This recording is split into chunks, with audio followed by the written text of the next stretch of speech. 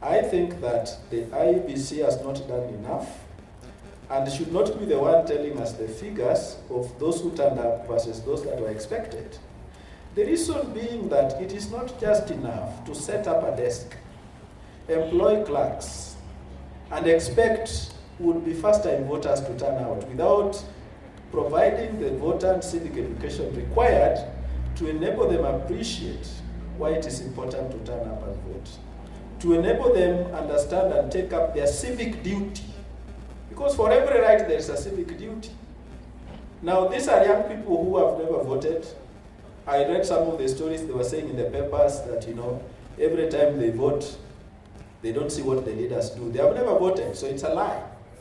They should not lie to us that whenever they elect people, they do not see what those people do for them. They have never voted.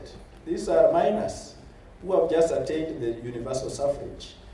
But we have let them down, even as we blame them for not turning up to vote, because a person who was 13 years in 2017 would be a voter in 2022. What have you done to educate that person who is 13? Because imbibing and internalizing civic duty is a process. So my greatest concern as we prepare for 2022 is how we treat elections as if they are events. This is a process. This is a process.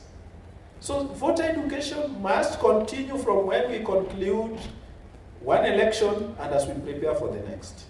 Because you do not know who will be a voter in the next election. So it must start with the 13-year-olds. I've seen IEBC done a commendable job helping pupils and learners elect their prefects.